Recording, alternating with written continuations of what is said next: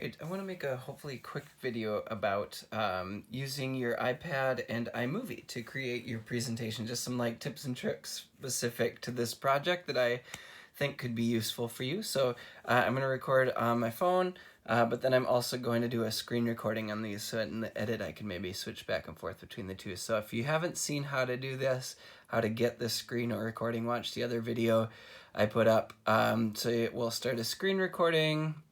There, we got our timer.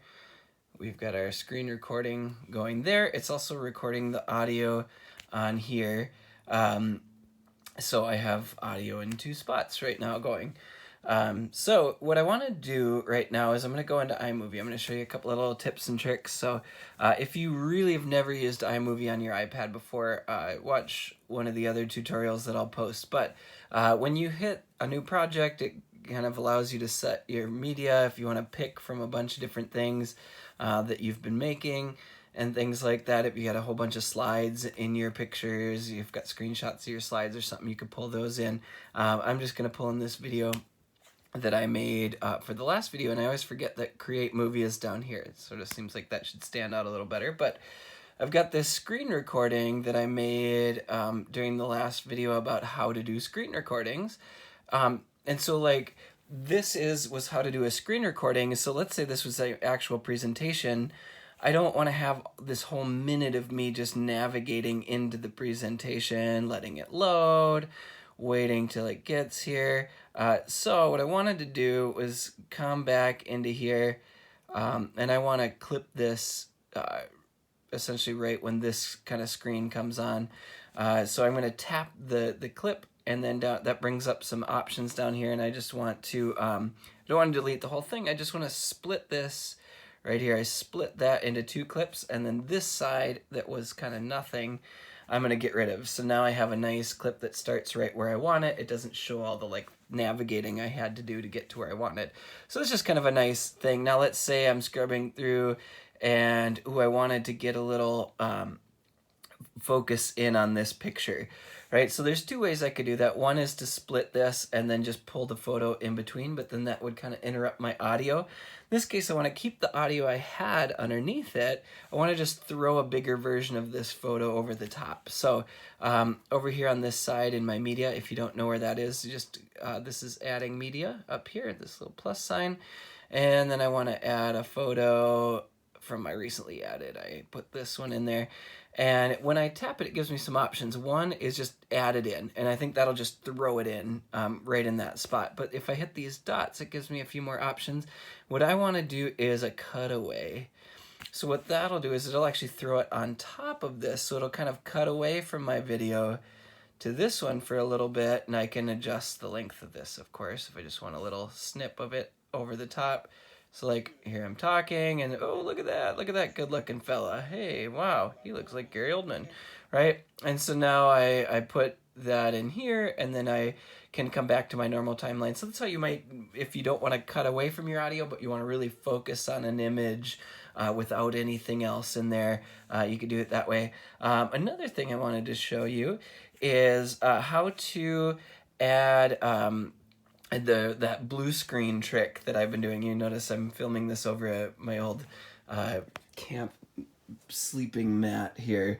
It's been my blue screen, which is why it's a little janky, but we'll make it work. So here is my iPad now. What I actually need to do though is first lay down a little foundation. I need to lay down a background. So I'm going to add this image of the Hubble Deep Field on here, and I'll tap it and I'll just make it really long.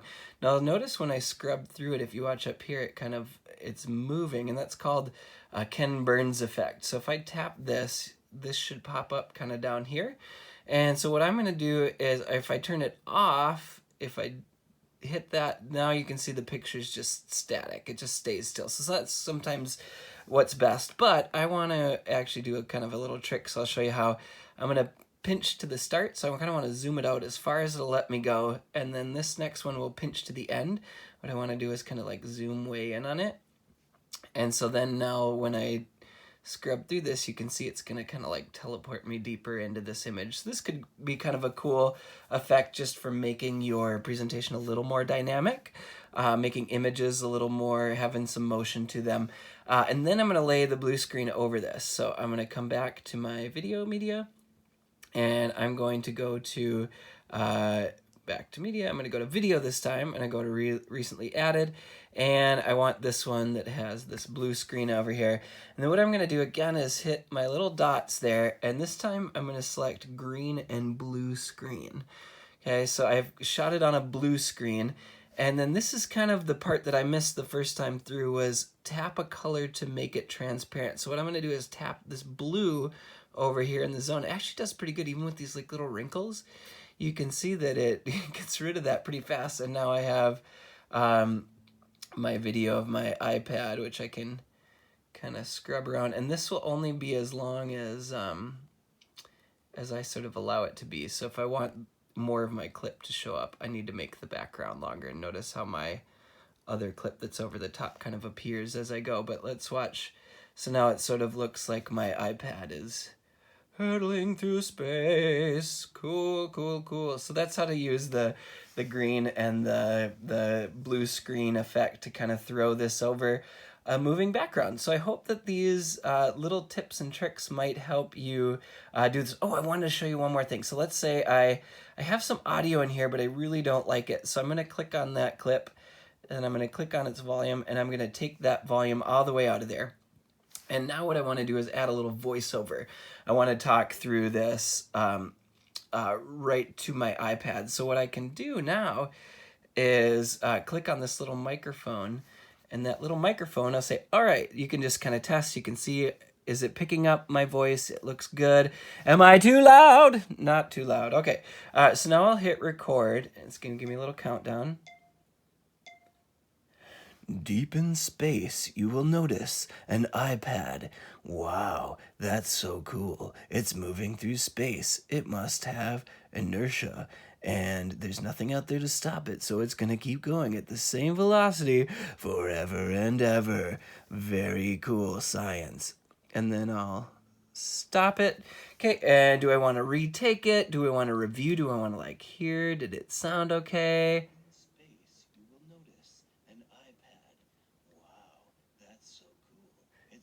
Oh, I sound good. All right, so we'll stop that, and I will accept it. Yep, that is what I want. And so now I have this little voiceover in here, and there's that little clip at the end where I kind of like fade off, so I can tap that and just shorten it a little bit to kind of edit, to kind of snip off that little weird thing I said at the end. So those are a couple of features I think could be really helpful. The voiceover feature, the blue screen feature, if you happen to have, it works with green or blue. If you happen to have a blue blanket or a green blanket or even a blue sweatshirt, you could film it against. I had a blue t-shirt that I actually used as well in one of those quote-unquote special effects.